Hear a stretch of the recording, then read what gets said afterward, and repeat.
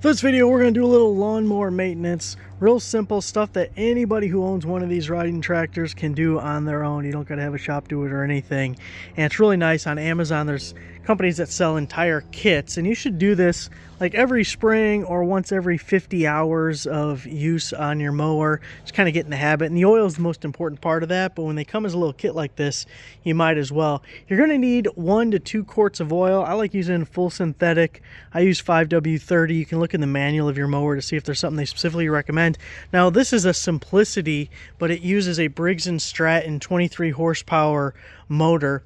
So look at the listing specifically for this little kit and you can see all the different things it fits. Even if your engine doesn't say it's Briggs & Stratton, there's a lot of times where it'll say like Craftsman on the engine, but if you look up the model number, it was made by Briggs & Stratton. So just make sure you're following the model numbers. Comes with this kit, comes with the oil filter, comes with the new air filter, comes with the fuel filter. Don't worry if it doesn't look exactly like the one you're taking off, because these are fairly generic. There's nothing too special about them. And then this is a V-twin, a 2-cylinder engine, so we have 2 spark plugs to change out. So for this one, we'll start off by draining the oil. And you can see it has this little hose right here, and that's how you drain your oil. If you don't have the hose, look somewhere in that direction at the bottom of the engine for a drain plug that you can pull out. So this has been popular for a while. I had a 15-year-old Craftsman riding lawnmower that had this same setup, and I actually ended up blowing the engine because this little clip somehow broke and it drained all the oil while I was mowing, and I didn't notice it until the engine blew up. Bought a new engine. The new replacement had a regular plug, didn't use this little hose thing. So honestly, I'm not a huge fan of this hose thing because I don't trust it. That being said, all you have to do is unhook it from this plastic, which it should just lift up. Oh, this one pushes down. So you just do that, take off the cap, aim this down into some type of container, and you'll just let it all drain out. So we're going to do that first. You can see this thing also naturally just wants to kind of bend upwards, so we're going to have to hold it or weigh it down with something. But generally you want to let this just kind of sit and drain while we do the other stuff. So I gotta find a way to hold it down so it doesn't keep bending up like that. Ran my hose through that hole in the frame there so it'll actually sit there and drain out. So we'll let that go. We'll move on to the air filter, since that's a quick and easy one. You got these 2 little nuts you can just take off with your hand and give those a little spinny spin.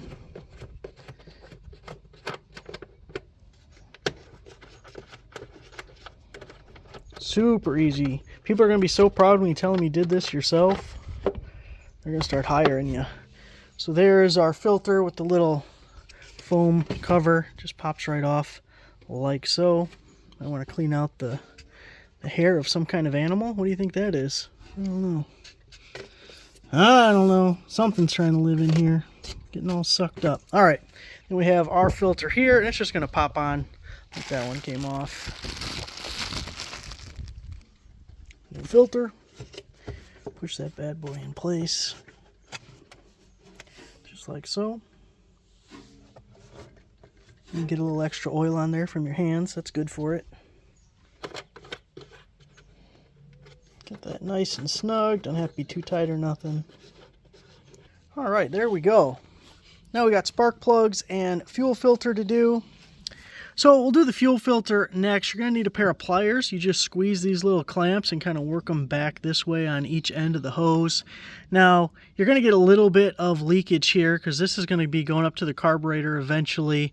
So whatever fuel may be in the line, if you haven't run it in a while, it may have drained out or something or evaporated, but you're probably going to have a little bit in here. This will keep draining because this is going to your gas tank, so gravity is just going to make it keep draining.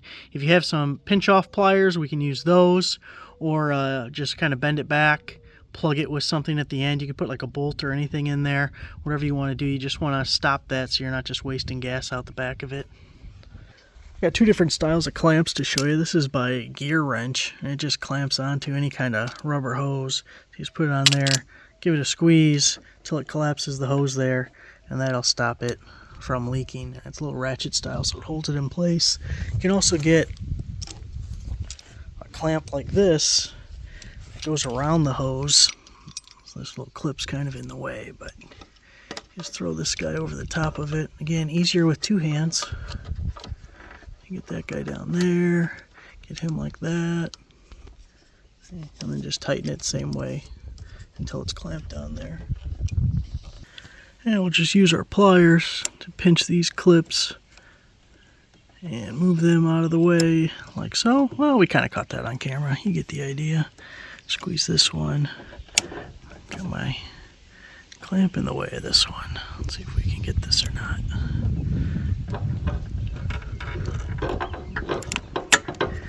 Come on. Now once the clamps are out of the way, we can just pull these off. They've been on for a while, so they might be stuck. Give them a little twist and twist and pull. When you go to put your new one on, pay attention. You see this little arrow right here shows you the flow. So this will be from the tank. This is to the carburetor. Just push that rubber hose back on the barbed fitting there and slide your clamp back over it. Well, we thought we had it back together, but the fitting on this fuel filter is actually smaller, the barb's coming out, than the other. So if I push this back a little bit, one, you shouldn't be able to push it back at all, but it was starting to drip when I pushed it back there. So sometimes you can put like a screwdriver or something in this clamp and push it to try and spread these ears back to make it tighter. Instead, I'm going to swap it out for some ear clamps with those ear clamp pliers there. And that'll give it a real tight fit. When using ear clamps like this, you just slide it over, and then we're going to put the pliers on the head of this and give it a nice healthy squeeze. If you can see that. Probably again going to need a second hand, but let's just see what we can do one-handed. Just like that, you can see how it's compressed the hose over this barb, and now that's never coming off. So we'll go ahead and do the same thing to the other side, and we don't have to worry about any leaks.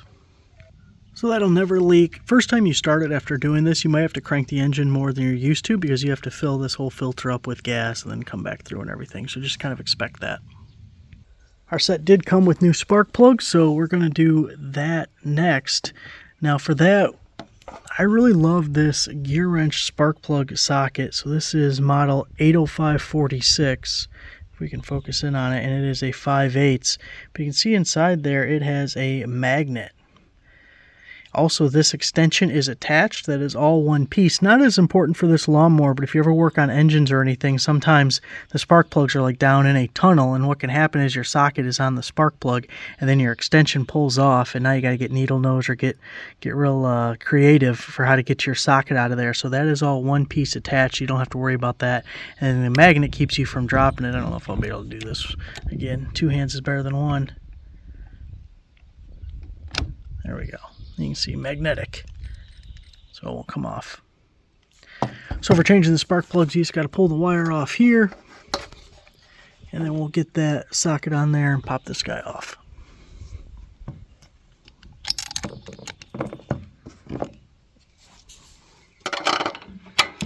Make sure it's on all the way. You don't want to break the spark plug, although I guess you're getting rid of it, so it may not be the end of the world if you did. Smack your phone with the ratchet while you're doing it, because that's always beneficial.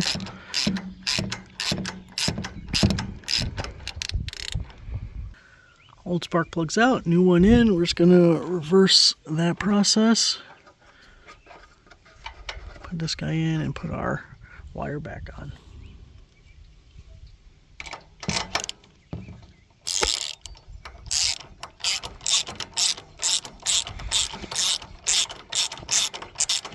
You really don't need to get a spark plug too tight. There's no reason for it to be super tight.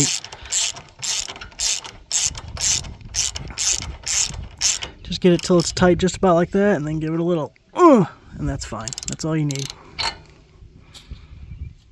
Now when you're putting the wire back on, see how there's like a little clip there? It grabs the head of this right here. Sometimes you'll push these on and you'll think it's on, but it's really just kind of laying there, and it's not really making a connection. You should be able to feel or hear a click just like that when it's actually on all the way. Again, this engine has two spark plugs. It is pretty common for lawnmowers just to have a single, so don't like freak out if you can't find the second one. You could just have a one-cylinder engine. Anyway, I already changed this one, so now we're just going to get this wire back on. And that's done. Air filter's done, fuel filter's done, spark plugs are done. Oil is all drained. Now we just gotta take off the oil filter. So you probably saw this earlier in the video because it's just hanging out right on the side here. If you're lucky and in an ideal world, this will be loose enough that you can do it by hand. Otherwise, they make like little strap wrenches that you can get on there. This might be small enough for a large tongue groove pliers or pipe wrench, I guess, even though you don't have a lot of space in here. You can get one of the oil filter wrenches that clamp onto the back, or not clamp, well, some of them clamp, but slide onto the back. Whatever you have to do. Worst case scenario, you could jam a screwdriver through the side of it and turn it. Oh, look how loose that was. That was almost dangerously loose. Like, it was almost too loose for my liking. You're going to lose a little bit of oil here if you can't get a pan under it. I don't know if I can get this pan here or not. Oh, come on, come on, come on, come on. There we go, pan. There we go. Let's catch that oil. Now, let me get this thing all the way off before I make an even bigger mess. We're going to let the rest of that oil drip out of the housing and everything for the oil filter. Oh, don't want to forget that spark plug laying there. So now we're going to put our oil filler section, our drain hose, back together. Don't want to forget doing that. That would be bad, bad news. So if we can just get that out of the little crevice that I jammed it into.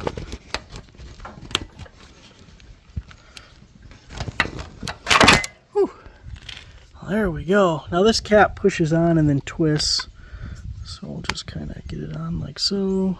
Give it a twist till you hear it lock into place. And we'll get this clip back where it goes. Up under there. And it's all in. Perfectly normal as it was before. You saw me do it, so if I have a problem, I got videographic proof that it was put back together. Okay, enough of that. We're going to put on the other oil filter. This engine takes 2 quarts, so we're going to do about 1.5 quarts we'll fill in, and then we'll check it just to make sure. Now, one thing you always want to do when using one of these oil filters is you want to oil this seal right around here. So we're going to get a little oil on there. I usually like to put some oil in the filter itself, but this one being mounted sideways, that has a tendency to cause a little bit of a mess, especially if it takes you a second to get the threading on, but it's generally a good idea.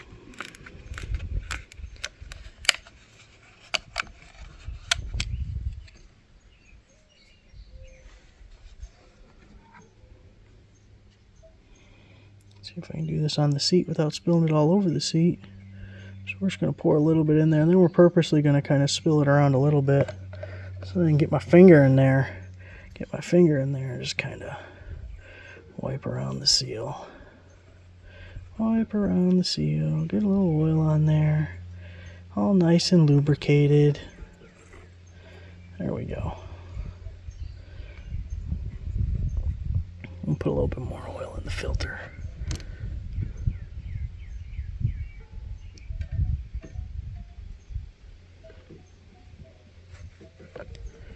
Alright, then we're going to try and thread this guy on without spilling too much of that. Then we can just kind of see if we can show you and do it at the same time. Oh, come on now. Go back that way. Now we're just going to go boom and then thread it on there and start spinning. Start spinning. Do not over tighten this. This is a hand tight kind of scenario. You should never use an oil filter wrench or anything to tighten an oil filter. Like right there, good enough. First time you start the engine, keep an eye on it. If it does leak, if you see any drips at the bottom, just give it a little but it should be fine. They do not need to be tight. You will be mad at yourself if you over tighten that, because the next time you take it off, it'll be a pain. Okay, we got to fill it up. You want to find yourself preferably a clean funnel. So I love this one, this funnel buddy, because it goes in this little contraption, sits there, and then whatever you have, this is a regular quart, like any quart bottle you can attach to the bottom to fill up. But this keeps it nice and clean because the top has been covered the entire time. So I really like this funnel buddy. Go ahead and fill her up. Chug, chug, chug, chug.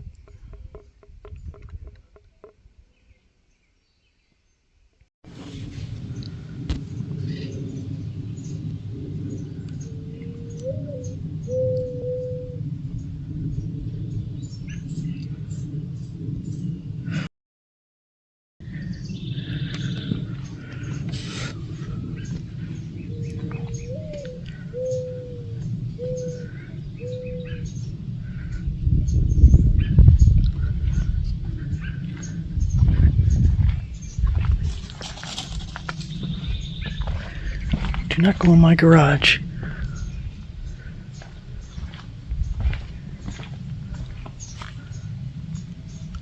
Oh, I'm glad it got a mouse.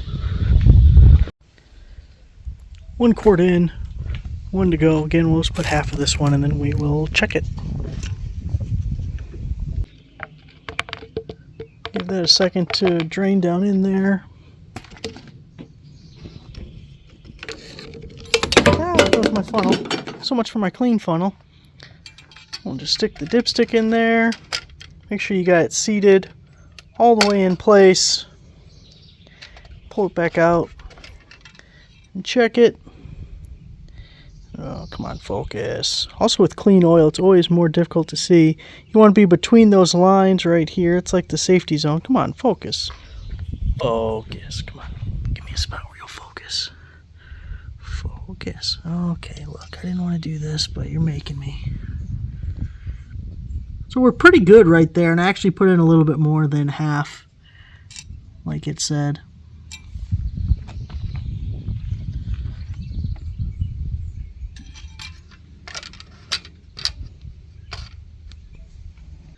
So there it is, guys. Super simple lawnmower maintenance that anybody can do. Don't let little projects like that intimidate you, because just a few tools and a little bit of knowing how things work and go together, and it's super simple. 30 minutes of your time, you're good for another summer of mowing. So there it is. Thanks for watching.